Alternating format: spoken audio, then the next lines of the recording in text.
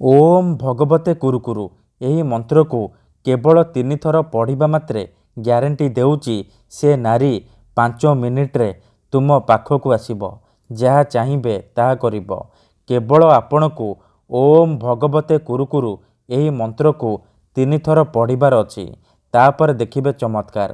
ଆଜ୍ଞା ହଁ, ଯଦି ଆପଣ କେଉଁ ଝିଅ ବା ବିବାହିତା ସ୍ତ୍ରୀକୁ ଦେଖି ତା ଆଡ଼କୁ ଆକର୍ଷିତ ହେଉଛନ୍ତି, ତାକୁ ପଟେଇ ତାଠାରୁ ନିଜର ମନ ମୁତାବକ କାମ ହାସଲ କରିବାକୁ ଚାହୁଁଛନ୍ତି, ତେବେ ଆଜି ରାତିରେ ଶୋଇବା ପୂର୍ବରୁ ଓମ୍ ଭଗବତେ କୁରୁକୁରୁ ଏହି ମନ୍ତ୍ରକୁ କେବଳ 3 ଥର ପଢ଼ିକି ଦେଖନ୍ତୁ। ଗ୍ୟାରେଣ୍ଟି ଦେଉଛି ଯେଉଁ ଝିଅ ବା ପଡ଼ିଶା ଘର ଭାଉଜ ପାଇଁ ଆପଣ ଏହି ମନ୍ତ୍ରକୁ ପଢ଼ିବେ, ସିଏ ତୁମ ପାଖକୁ ଆସିବା ପାଇଁ ବାଧ୍ୟ ହେବ। ଯାହା ଚାହିଁବେ ତାହା କରିବ। ଏହି ବଶୀକରଣ ମନ୍ତ୍ର ଏତେ ଶକ୍ତିଶାଳୀ କି ସେ ଝିଅ ହେଉ ବା ବିବାହିତା ନାରୀ ସେହି ସମୟଠାରୁ ଆପଣଙ୍କର ବଶରେ ହୋଇଯିବ। ଆପଣଙ୍କ ପାଖକୁ ଆସିବା ପାଇଁ ଛଟପଟ ହେବ। ଆପଣଙ୍କୁ ନ ଦେଖି ଗୋଟେ ମୁହୂର୍ତ୍ତ ବି ରହିପାରିବନି। ନମସ୍କାର ଫ୍ରେଣ୍ଡସ୍, ଓଡ଼ିଆ ଫଣ୍ଡା ଚ୍ୟାନେଲକୁ ଆପଣମାନଙ୍କୁ ସ୍ୱାଗତ। ଆଜିର ଏହି ଭିଡ଼ିଓଟିରେ ମୁଁ ଆପଣଙ୍କୁ ଏମିତି ଏକ ମହାଶକ୍ତିଶାଳୀ ବଶୀକରଣ ମନ୍ତ୍ର ବତେଇବି। ଏହି ବଶୀକରଣ ମନ୍ତ୍ରକୁ ଆପଣ କେବଳ 3 ଥର ପଢ଼ିବାର ଅଛି। ଆପଣ ଦେଖିବେ ଯେଉଁ ଝିଅ ଆପଣଙ୍କୁ ଭାव ଦେଉନଥିଲା, ଆପଣଙ୍କୁ ଇଗ୍ନୋର କରୁଥିଲା, ସିଏ ନିଜେ ଆସିବ ଆପଣଙ୍କ ସହିତ କଥା ହେବ, ଆପଣଙ୍କୁ ଭଲ ପାଉଛି ବୋଲି କହିବ। ଯେଉଁ ପଡ଼ିଶା ଘର ଭାଉଜର ସୁନ୍ଦରତାକୁ ଦେଖି ଆପଣ ତାକୁ ଦିନରାତି ଭାବୁଛନ୍ତି, ତା ଆଡ଼କୁ ଆକର୍ଷିତ ହେଉଛନ୍ତି, ତାକୁ ପଟେଇ ତାଠାରୁ ନିଜର ମନ ମୁତାବକ କାମ ହାସଲ କରିବାକୁ ଚାହୁଁଛନ୍ତି, ସିଏ ରାତିଦିନ ଆପଣଙ୍କୁ ଫୋନ୍ କରିବ, ଘରକୁ ଡାକିବ, ଯାହା ଚାହିଁବେ ତାହା କରିବ, ଆପଣଙ୍କର ସବୁ ଇଚ୍ଛା ପୂରଣ କରିବ। ଏହି ବଶୀକରଣ ବିଧିକୁ କେଉଁ ବି ପୁଅ ବା ଝିଅ ଅତି ସହଜରେ କରିପାରିବେ। ନିଜ ପ୍ରେମକୁ ପାଇବା ପାଇଁ, ନିଜ ପ୍ରେମକୁ ହାସଲ କରିବା ପାଇଁ ଏହି ବଶୀକରଣକୁ ପ୍ରୟୋଗ କରିପାରିବେ। କିମ୍ବା କେଉଁ ବି କୁଆଁରୀ ଝିଅ କିମ୍ବା ବିବାହିତା ନାରୀକୁ ପଟେଇବା ପାଇଁ ମଧ୍ୟ ଆପଣ ଏହି ବଶୀକରଣ ମନ୍ତ୍ରକୁ ପ୍ରୟୋଗ କରିପାରିବେ। ଏହି ବଶୀକରଣ ମନ୍ତ୍ର ଏତେ ଶକ୍ତିଶାଳୀ କି ଯିଏ ବି ଏହାକୁ ପଢ଼ିଛି ସଫଳ ହୋଇଛି। ବର୍ଷ ବର୍ଷ ଧରି ଭାଙ୍ଗି ଯାଇଥିବା ପୁରୁଣା ପ୍ରେମକୁ ଫେରାଇ ଆଣିପାରିଛି। ଶାଶୁ, ନଣନ୍ଦ, ଦିଅର, ଭାଉଜ କାହାକୁ ବି ନିଜ ବଶରେ କରି ତାଠାରୁ ନିଜର ମନ ମୁତାବକ କାମ ହାସଲ କରିପାରିଛି। କେବଳ ଆପଣଙ୍କୁ ବେଶୀ କିଛି କରିବାକୁ ପଡ଼ିବନି। କେବଳ ରାତିରେ ଶୋଇବା ପୂର୍ବରୁ ଓମ୍ ଭଗବତେ କୁରୁକୁରୁ ଏହି ମନ୍ତ୍ରକୁ 3 ଥର ପଢ଼ିବାର ଅଛି। ତାପରେ ଦେଖିବେ କିପରି ସେ ଝିଅ ବା ସ୍ତ୍ରୀ ଆପଣଙ୍କର ବଶରେ ହୋଇଯିବ, ଆପଣଙ୍କର ଗୁଲାମୀ କରିବ, ଆପଣଙ୍କ ପାଖକୁ ଆସିବା ପାଇଁ ବାଧ୍ୟ ହେବ। ଯଦି ଝିଅ ଆପଣଙ୍କୁ ଧୋକା ଦେଇଛି, ଛାଡ଼ି ପଳେଇଛି, ଆପଣଙ୍କ ନମ୍ବର ବ୍ଲକ୍ କରିଦେଇଛି, ଆପଣଙ୍କ ସହିତ କଥା ହେଉନି, ଅନ୍ୟ କାହା ସହିତ କଥା ହେଉଛି, ଅନ୍ୟ କାହାକୁ ଭଲ ପାଉଛି, ଆଉ ଆପଣ ନିଜ ପ୍ରେମକୁ ଫେରି ପାଇବାକୁ ଚାହୁଁଛନ୍ତି, ତେବେ ଆଜି ରାତିରେ ଶୋଇବା ପୂର୍ବରୁ ଏହି ମନ୍ତ୍ରକୁ 3 ଥର ପଢ଼ିକି ଦେଖନ୍ତୁ। ସେ ଝିଅ ଯେତେ ଦୂରରେ ଥିଲେ ମଧ୍ୟ ରାତିଦିନ ଆପଣଙ୍କ କଥା ଭାବିବ, ନିଜେ ଆସିବ ଆପଣଙ୍କ ପାଦ ତଳେ ପଡ଼ିବ, ଆପଣଙ୍କୁ ଭଲ ପାଉଛି ବୋଲି କହିବ, ଆପଣଙ୍କୁ ଛାଡ଼ି ରହିପାରିବନି। ଏହି ବଶୀକରଣ ସାହାଯ୍ୟରେ ହଜାର ହଜାର ଲୋକମାନେ ଲାଭବାନ ହୋଇଛନ୍ତି। ତେଣୁ ଆପଣ ବି ବିଶ୍ୱାସର ସହିତ କେବଳ ଗୋଟିଏ ଥର କରିକି ଦେଖନ୍ତୁ। ଗ୍ୟାରେଣ୍ଟି ଦେଉଛି ଯେଉଁ ଝିଅ ବା ସ୍ତ୍ରୀ ଉପରେ ଆପଣ ଏହି ବଶୀକରଣକୁ ପ୍ରୟୋଗ କରିବେ, ସିଏ ଆପଣଙ୍କର ବଶରେ ହୋଇଯିବ, ପାଗଳି ପରି ଆପଣଙ୍କୁ ଭଲ ପାଇବାକୁ ଲାଗିବ।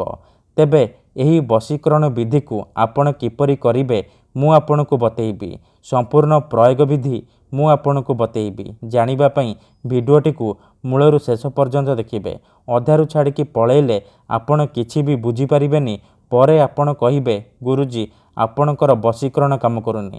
ଦେଖନ୍ତୁ, ଯେଉଁପରି ଆପଣ ଭଗବାନଙ୍କୁ ମାନୁଛନ୍ତି, ଭଗବାନଙ୍କ ଉପରେ ବିଶ୍ୱାସ ରଖିଛନ୍ତି, ନିଜର ସବୁ ଦୁଃଖ କଷ୍ଟ ଅସୁବିଧା ଭଗବାନଙ୍କୁ ଜଣାଉଛନ୍ତି, ଯଦି ସେ ଦୁଃଖ କଷ୍ଟ ଅସୁବିଧାର ସମାଧାନ ନ ହେଲା, ତାର ମାନେ ନୁହେଁ କି ଭଗବାନ ନାହାନ୍ତି। ସେହିପରି ତନ୍ତ୍ର ମନ୍ତ୍ର ଯନ୍ତ୍ର ବଶୀକରଣ ହୁଏ, କିନ୍ତୁ ଏହାକୁ ଆପଣଙ୍କୁ ସିଦ୍ଧ କରିବାକୁ ପଡ଼ିବ। ପ୍ରୟୋଗ ବିଧିକୁ ଠିକ୍ ଭାବରେ କରିବାକୁ ପଡ଼ିବ। ମୁଁ ଆପଣଙ୍କୁ ଯେମିତି ବତେଇବି ଆପଣଙ୍କୁ ଠିକ୍ ସେହିପରି କରିବାକୁ ପଡ଼ିବ। ତେବେ ଯାଇ ମୁଁ ଆପଣଙ୍କୁ ଗ୍ୟାରେଣ୍ଟି ଦେଉଛି ଆପଣ ଯାହାକୁ ଚାହିଁବେ ତାକୁ ଅତି ସହଜରେ ନିଜ ବଶରେ କରିପାରିବେ। କେଉଁ ବି କୁଆଁରୀ ଝିଅ ବିବାହିତା ସ୍ତ୍ରୀକୁ ପଟେଇ ପାରିବେ। ମୁହୂର୍ତ୍ତକ ଭିତରେ ଆପଣ ଏହି ବଶୀକରଣ କରିପାରିବେ। ତେଣୁ ମୋର ଆପଣମାନଙ୍କୁ ଅନୁରୋଧ କି ମନରେ କୌଣସି ଖରାପ ଉଦ୍ଦେଶ୍ୟ କିମ୍ବା କୌଣସି ଖରାପ କାମ ପାଇଁ ଆପଣ ଏହି ବଶୀକରଣ ମନ୍ତ୍ରକୁ ପ୍ରୟୋଗ କରିବେନି। କାହିଁକି ନା ଏହି ମନ୍ତ୍ରର କୌଣସି ପ୍ରକାର କାଟ ନାହିଁ। ଯେଉଁ ଝିଅ ବା ବିବାହିତା ସ୍ତ୍ରୀ ଉପରେ ଆପଣ ଏହି ମନ୍ତ୍ରକୁ ପଢ଼ିବେ ବା ପାଠ କରିବେ ସିଏ ଆପଣଙ୍କ ଆଡ଼କୁ ଆକର୍ଷିତ ହେବାକୁ ଲାଗିବ, ଆପଣଙ୍କୁ ଭଲ ପାଇବାକୁ ଲାଗିବ, ଆପଣଙ୍କୁ ଛାଡ଼ି ଗୋଟେ ମୁହୂର୍ତ୍ତ ବି ରହିପାରିବନି। କେବଳ ଆପଣଙ୍କୁ ରାତିରେ ଶୋଇବା ପୂର୍ବରୁ ଓମ୍ ଭଗବତେ କୁରୁକୁରୁ ଏହି ମନ୍ତ୍ରକୁ 3 ଥର ପଢ଼ିବାର ଅଛି। ତାପରେ ଦେଖିବେ ଚମତ୍କାର। ଯେମିତି ଆପଣ ଏହି ମନ୍ତ୍ରକୁ ପଢ଼ିବେ ସେପଟେ ପ୍ରଭାବ ପଡ଼ିବା ଆରମ୍ଭ ହୋଇଯିବ। ତେବେ କିପରି ଆପଣ ଏହି ମନ୍ତ୍ରକୁ ପଢ଼ିବେ ମୁଁ ଆପଣଙ୍କୁ ବତେଇବି। ଜାଣିବା ପାଇଁ ଭିଡ଼ିଓଟିକୁ ପୁରା ଧ୍ୟାନ ସହିତ ଶେଷ ପର୍ଯ୍ୟନ୍ତ ଦେଖନ୍ତୁ। ବିଧିଟି ଜାଣିବା ପୂର୍ବରୁ କିଛି ବିଶେଷ କଥା ଜାଣି ରଖନ୍ତୁ। ବଶୀକରଣ କ'ଣ ପାଇଁ କରାଯାଏ?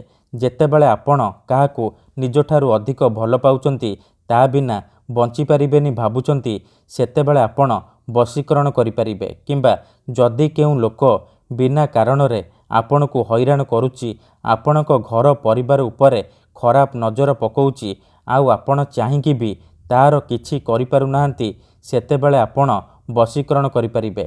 କାହିଁକି ନା କେତେଥର ଏମିତି ହେଇଥାଏ କି ଆମର ଶତ୍ରୁ ପଇସାରେ ଆଉ ଶକ୍ତିରେ ଆମଠାରୁ ବଳବାନ ହେଇଥାଏ, ଆଉ ଆମେ ଚାହିଁକି ବି ତାର କିଛି କରିପାରୁନାହୁଁ।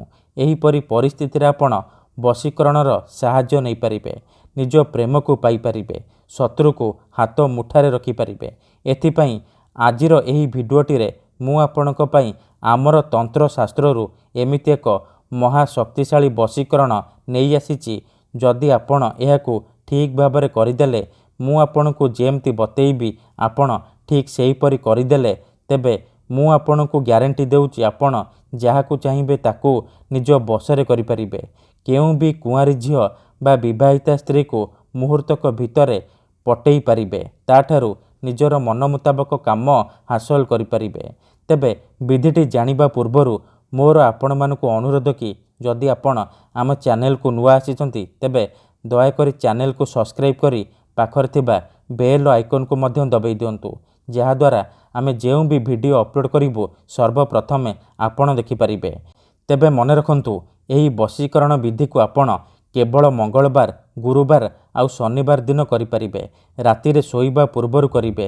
ଯେଉଁ ଝିଅ ବା ସ୍ତ୍ରୀକୁ ଆପଣ ପଟେଇବାକୁ ଚାହୁଁଛନ୍ତି, ତାକୁ ମନେ ମନେ ଭାବିକି ଆପଣ ଏହି ବଶୀକରଣକୁ ଆରମ୍ଭ କରିବେ।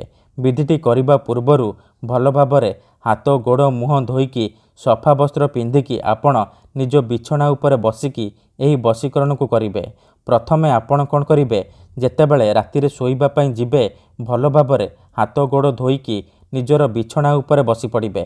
ତାପରେ ଆଖି ବନ୍ଦ କରିକି ସେଇ ଝିଅ ବା ସ୍ତ୍ରୀକୁ ମନେ ମନେ ଭାବିବେ, ତାର ମୁହଁକୁ ନିଜ ମନରେ ଭାବିବେ। ତାପରେ 5 ଥର ତାର ନାମ ଉଚ୍ଚାରଣ କରିବେ। ତାପରେ ଓମ୍ ଭଗବତେ କୁରୁକୁରୁ, ଓମ୍ ଭଗବତେ କୁରୁକୁରୁ, ଓମ୍ ଭଗବତେ କୁରୁକୁରୁ ଏହି 3ଟି ଶବ୍ଦକୁ ଏହିପରି 3 ଥର ପଢ଼ିଦେବେ। ପ୍ରଥମେ ଆପଣ ଝିଅର ନାମ 5 ଥର ଉଚ୍ଚାରଣ କରିବେ। ତାପରେ ଓମ୍ ଭଗବତେ କୁରୁକୁରୁ ଏହି ମନ୍ତ୍ରକୁ 3 ଥର ପଢ଼ିଦେବେ। ଏତିକି କରିସାରିବା ପରେ ଆପଣ ଶୋଇପଡ଼ିବେ।